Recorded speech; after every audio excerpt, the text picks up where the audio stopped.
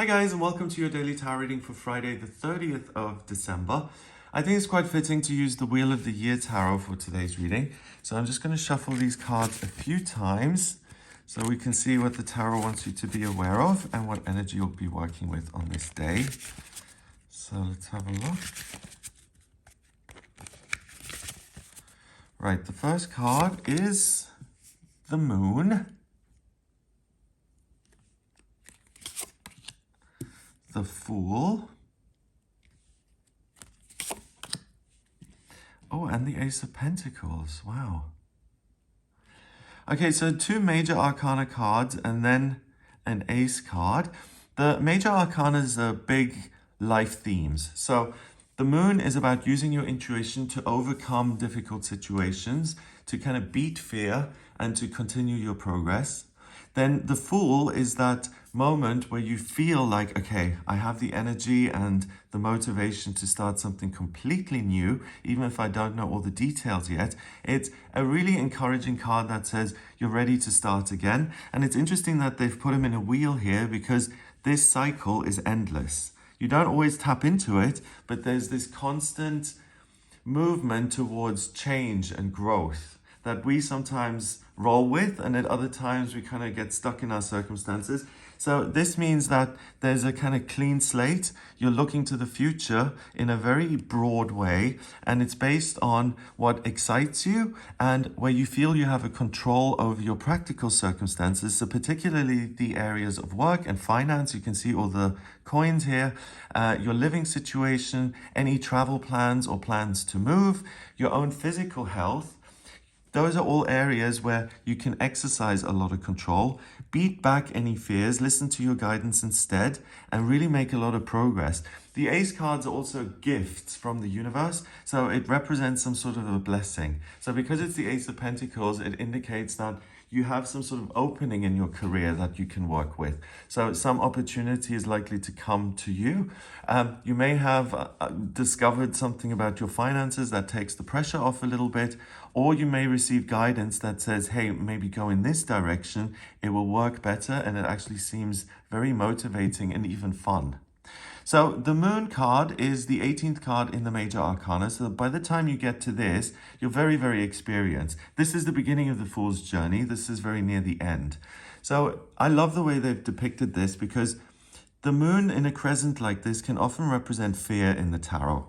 And because it's so big, it's this sense that, fear is really playing a big part in my world.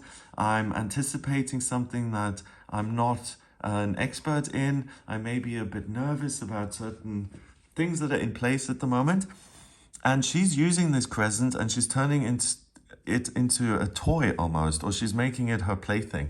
So what I like here is that fear is something that you can master easily. And not only that, you can get creative with it, play around with it a little bit and say, actually, I'm going to use this feeling of restlessness or agitation, or even in the worst case, fear, I'm going to transform it into something beautiful. She's got this water down here. Water is about connection with your higher self, your gut, and that's why you're able to play the alchemist as such, because if you let your intuition guide you and you're willing to feel your feelings, not only do you get a sense of nervousness or anticipation, along with that or in between, you'll also get incredible creative guidance that allows you to transform your circumstances. And because we've got the Ace of Pentacles here, that's probably the area that'll seem most pliable and most adaptable. So she's also got these flowers here. So she's celebrating the fact that she's come such a long way, that she is the 18th card of the major arcana, and she's able to make this process happen of turning fear into faith or even motivation and desire because she's been there before, because she's learned the emotional skills. She knows that the best guidance she's ever going to get in her life comes from within. And that's something that you can only learn and really understand to be a truth if you've experienced it yourself. And the cards are therefore saying that sometimes you need to meet the Emperor and then the Hanged Man and the Devil and the Tower to get to this point of, I trust myself most.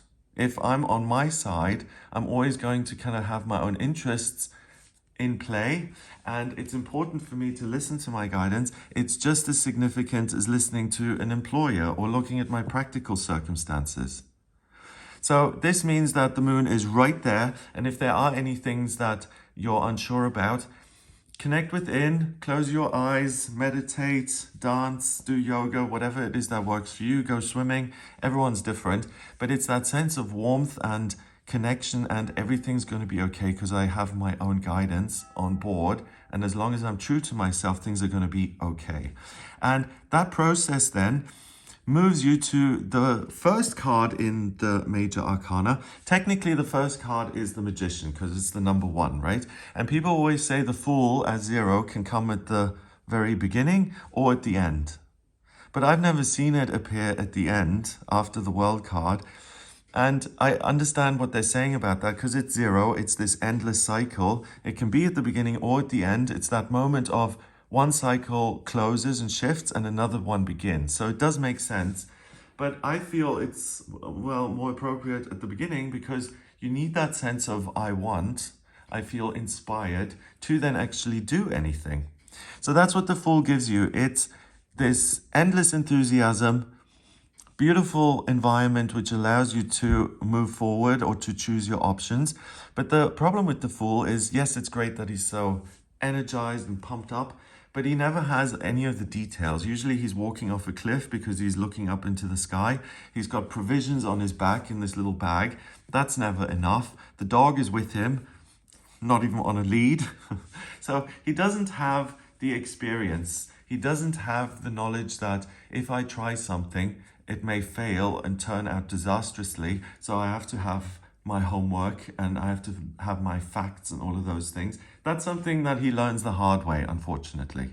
So the good thing is that you're able to tap into this youthful, kind of enterprising perspective. What I would say to alleviate or to mitigate the downsides of the Fool, do your homework, do your research, via your intuition and letting that guide you, but also in a real world sense by Googling things or reading the contract or researching the country you're looking to move to.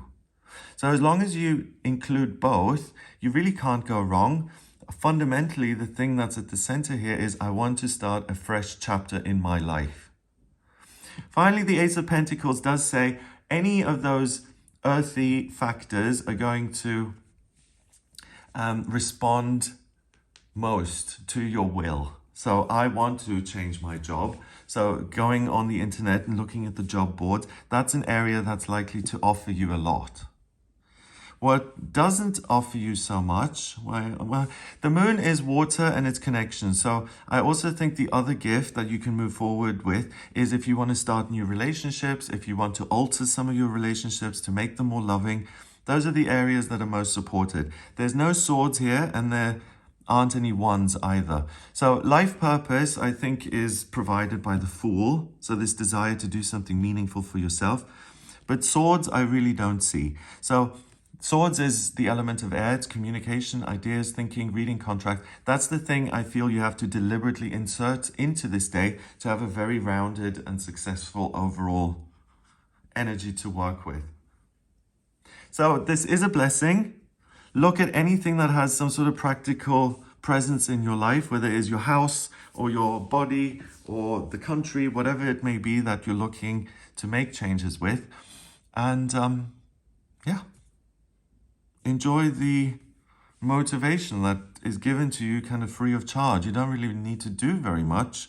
And the connection bit is easy too, because again, the moon is not scaring her in any way. She's turned it into a swing and she's holding these flowers. So really, yeah, I don't really think this is going to be much hard work. You're just inspired and you're ready to go. Number-wise, we do have 18 and 1 is 19. 1 and 9 is 10 and 10 reduces to 1 in numerology. 1 is the vibration of the magician, the pioneer, the boss, the person who feels connected and guided, and therefore he's ready to create something marvelous on planet Earth. So I actually want to find the magician here and show him to you. Here it is. Okay. There's the magician. So it's this infinite ability to connect and then to translate that energy and information into the physical, practical world. And it's so interesting that even with this deck that I'm using today, that the main focus is on the pentacle rather than the sword or the cup or the wand. So again, the major focus is on your practical circumstances. That's where you can make the most effective changes and a lot of progress. So I hope you have a wonderful day. I hope this gives you an idea of what you'll be working with. If you'd like a personal reading with me, please get in touch via my website. It's gregoryscott.com. On the front page, click on book your reading to audio reading with me.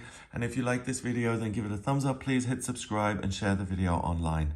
Have a wonderful day, and I'll speak to you tomorrow.